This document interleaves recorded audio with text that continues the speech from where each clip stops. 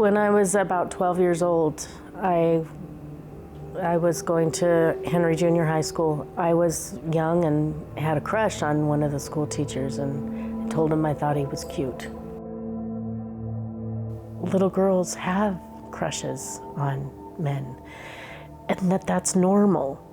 When I was a young girl, I was sexually abused by my grandfather. I believe that's what kind of set it all up for me to kind of feel broken inside. It all kind of started out with my stepdad, and I never had a father figure in my life, so that's also another thing that didn't help a lot. I have a little bit of an unusual perspective in that not only was I a man who purchased sex over a period of years as part of a sexual addiction that I never realized I had, but I was also sexually abused as a little boy beginning around the age of 4, and actually, according to the legal definition, I was sex trafficked myself and prostituted. So I kind of come from both sides of the story and both sides of the equation. Oftentimes we see prostitution referenced as the world's oldest profession. And what we like to say in this field is actually prostitution could be looked at more as the world's oldest exploitation. The biggest misconception that the public has about the sex industry is that it's kind of this, playground, if you will, for all these adults that just want to get together and they just enjoy having sex. The reality is that we as men live in this culture where permission is given from television shows to magazines at the grocery store that it's really okay to objectify women, therefore that it's okay to use women for our own personal needs and gratification, and then the next logical step is that leads to exploitation. When you have shows where they actually make this look like it's a lifestyle that's acceptable, that you're going to meet Prince Charming, the John that's going to look like Richard Gere or something along those lines. That doesn't happen. That's not reality.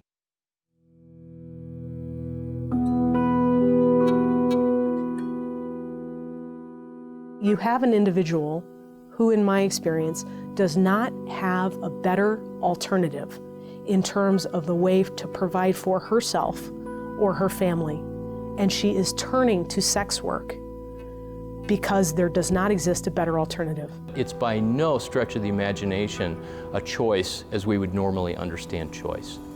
I've never known a little girl, bright-eyed and dancing in her princess dress, who says, "What do you want to be when you grow up?"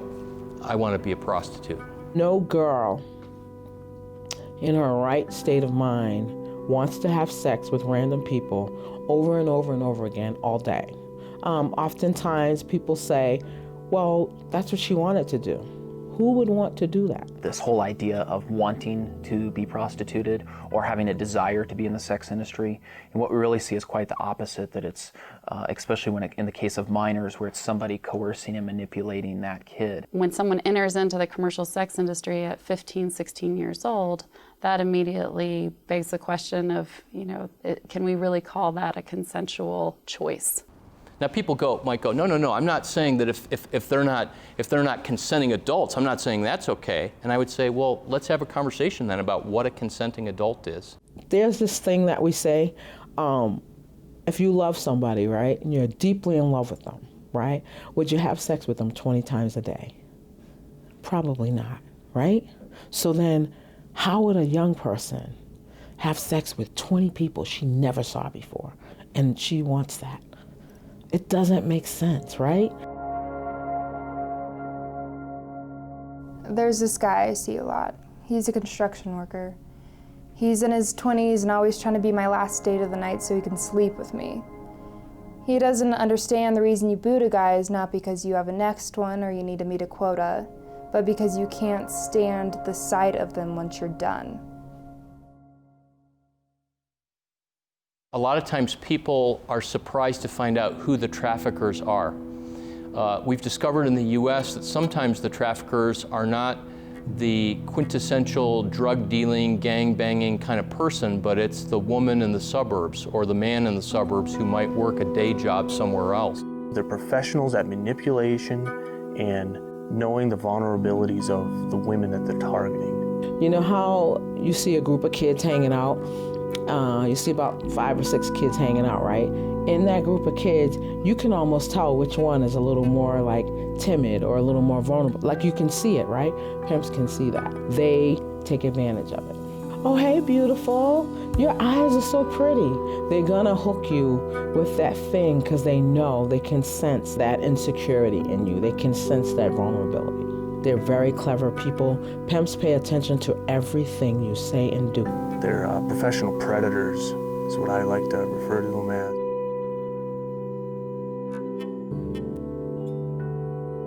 Almost all of these girls who are in this industry have started as a child, or they've been victimized as a child, either through a trafficker or they had some sort of victimization that led them into this lifestyle. He would take me in his truck to park in a remote area, and then he would talk to me and ask me how fun it would be to be with someone else too. I remember him telling me, you know, you're going to be such a good looker when you're older, telling me that he loved me and that he wanted to leave his wife so that he could marry me someday. And it took me extensive therapy to understand that I was a child. Oh, she just wants to do it. She's promiscuous. I hate that. You know, people make these judgments, and it's because they don't know. But what you want to know is that the reason why we don't say it's child prostitution is because a child can't choose that, right? It's exploitation. Somebody took advantage of me. Somebody convinced me that that was the best that I could do. Somebody saw my vulnerabilities, right, and used them against me. There was a distortion in how I understood sex and how I understood relationship because of my grandfather. You know what I mean? And so when somebody that you love and trust, an adult, violates you, it totally distorts your understanding of the world. Somehow I had interpreted that as something in me was so broken that I deserved that sort of behavior. You're convinced that that lifestyle is it. There's something wrong. There was something wrong in me that I felt like that was all I had to offer. I thought I was special because I got a teacher to love me, and he wanted to be with me, and that was very difficult to come to terms with.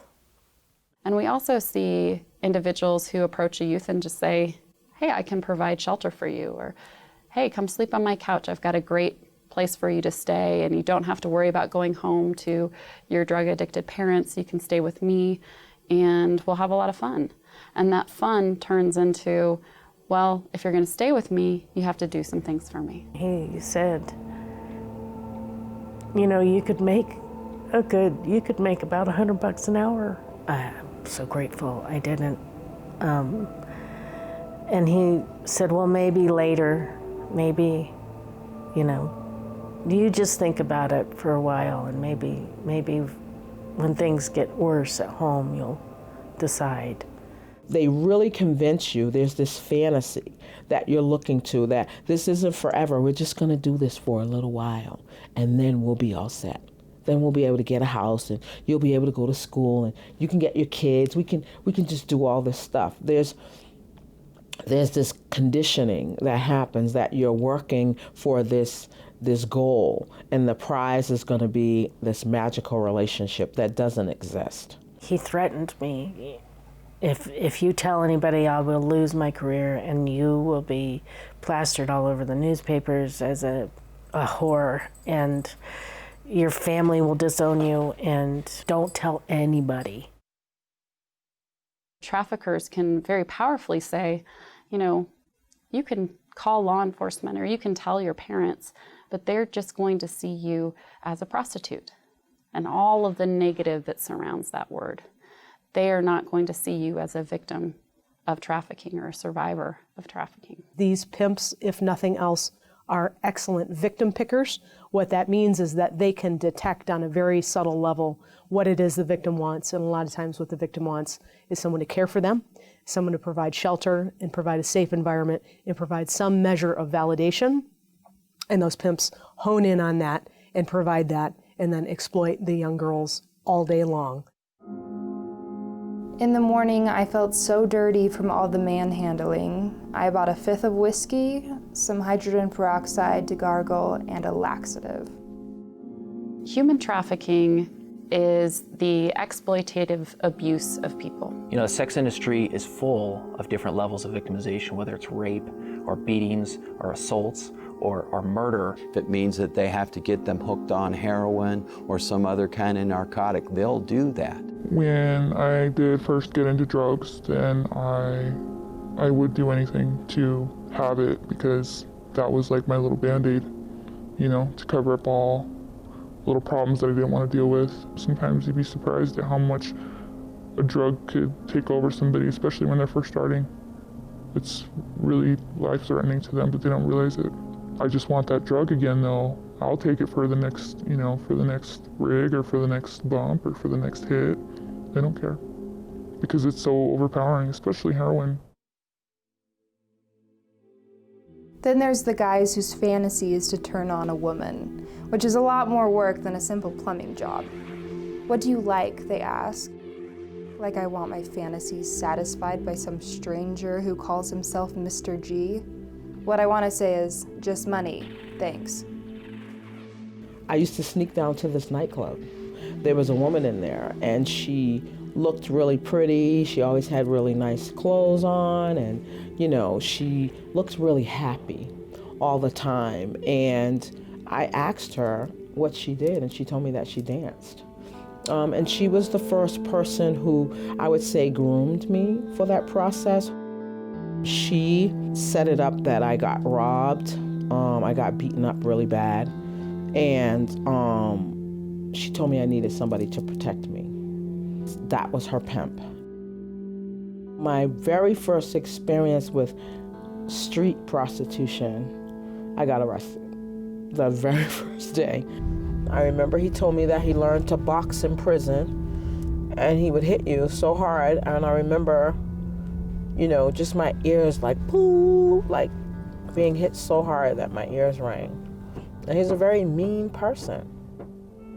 He did show not only psychopathic traits, but also, you know, traits where it was totally unpredictable.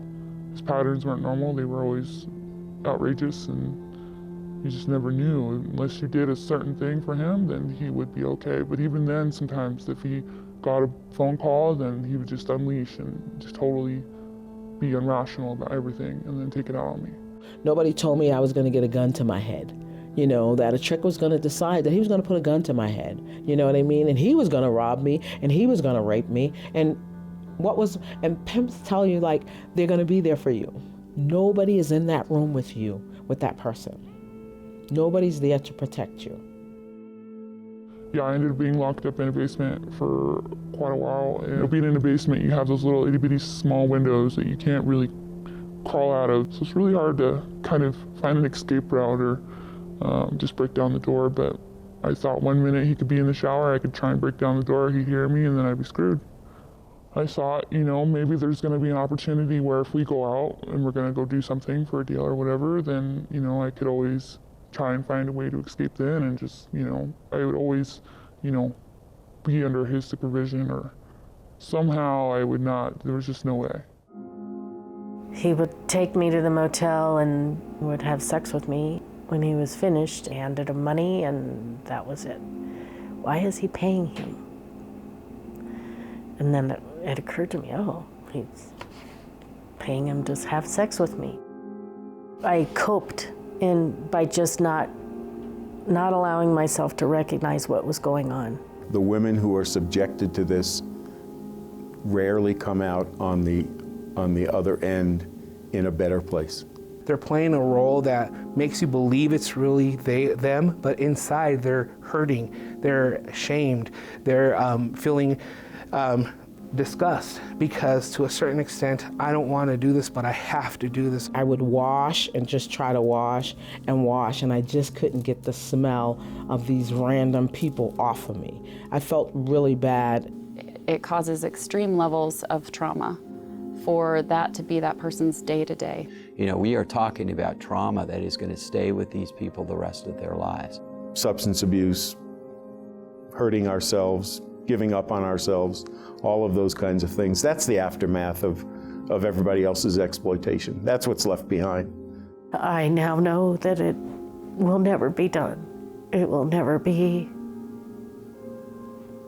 final. It is always going to be a part of who I am.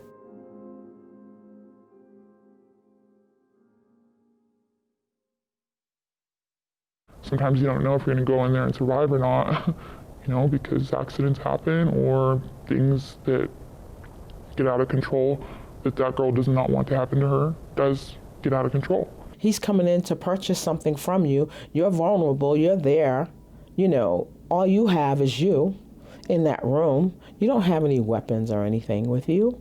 We would go to a hotel room. There'd be 3 other guys there, sometimes 2, sometimes 1.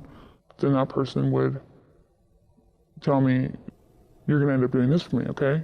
And it was more like a situation where there was guns all around the room. There was things where it was like one wrong move and I could just be dead for life. You can't let yourself think about the bad that can happen. You don't let yourself think about that. You just kind of feel like you got to do it. Oh, I'll just do this for a little while, just make a lot of money and then be done with it, go get a regular job, and it doesn't work that way. They have to make sure they're bringing back a certain amount of money so that they're not punished by their trafficker. If I don't get this money, I have to start all over again, and I can't go home until I get this money. Oftentimes, traffickers are setting a quota of anywhere between $500 and $1,500 that person has to make each day. An average sex worker will have, a little over 4,300 sex partners in a 5-year period. And what's happening is that human lives are being exploited and people are losing their lives and they're losing their dignity and they're losing their freedom and ultimately enslaved because of the economic power of the almighty dollar.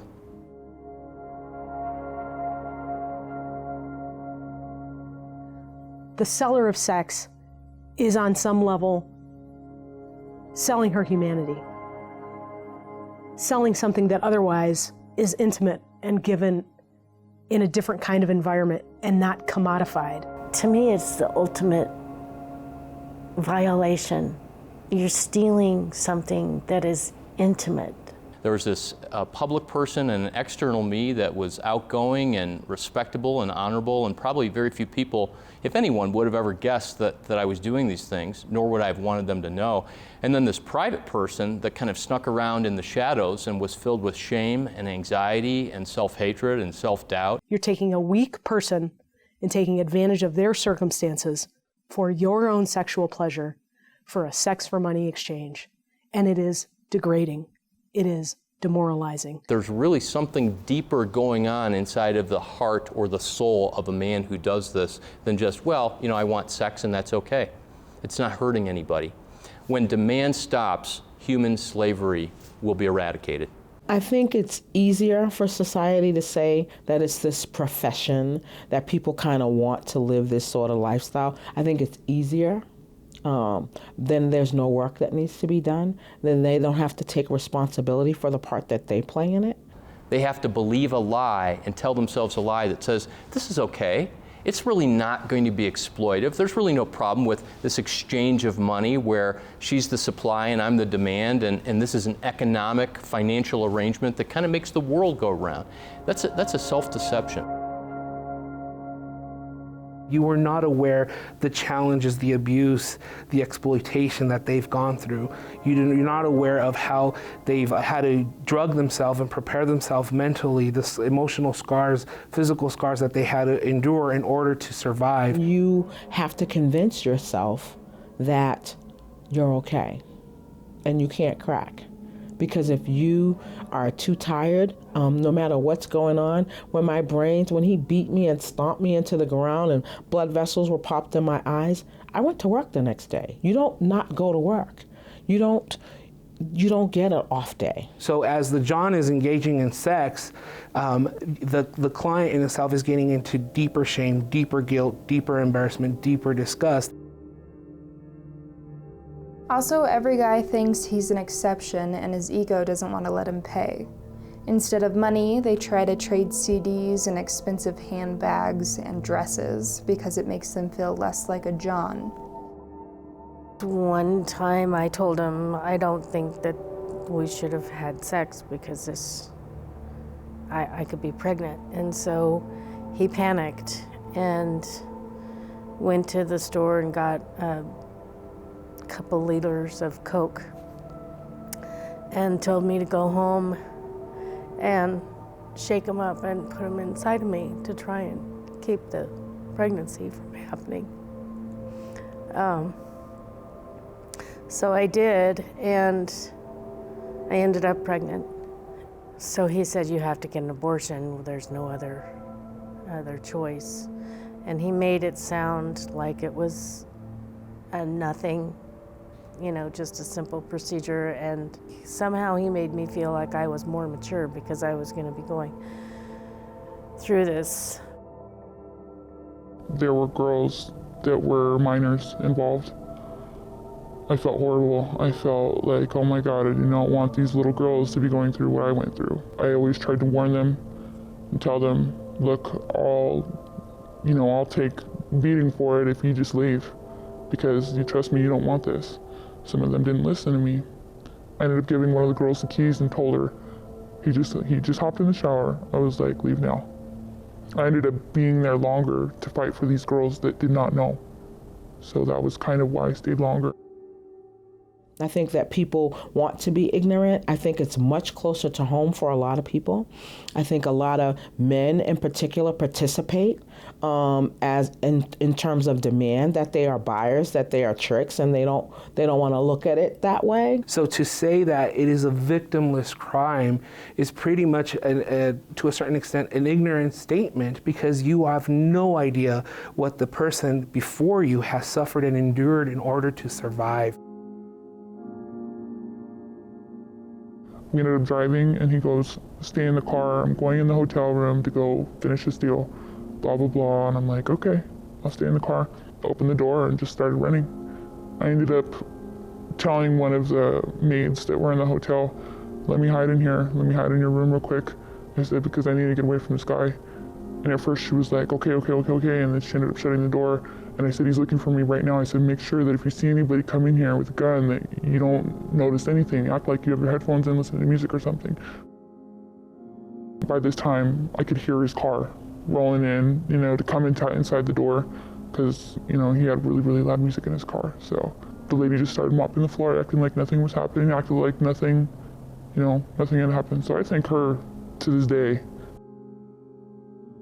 I was beaten really bad by my pimp. Shortly after that, I started to go to 12-step meetings, and I stopped dancing. I stopped being exploited. Before you judge me, consider this. I sold my body, not my soul. I don't feel I've committed any crimes against humanity with my choices, but I'm done with prostitution.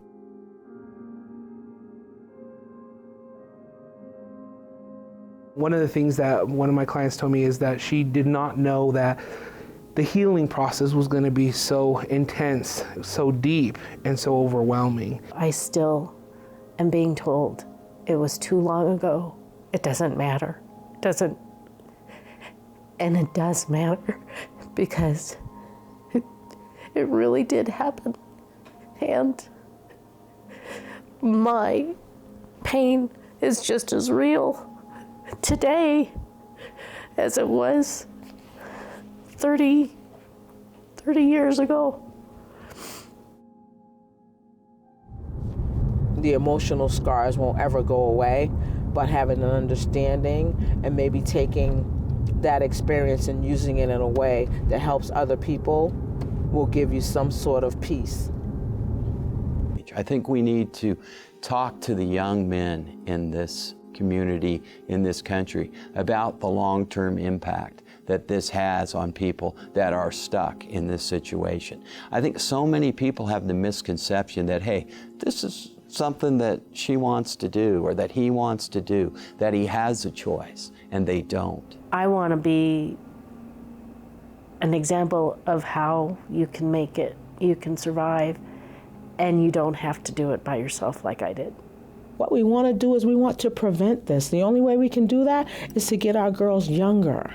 right? And educate them so that this doesn't happen.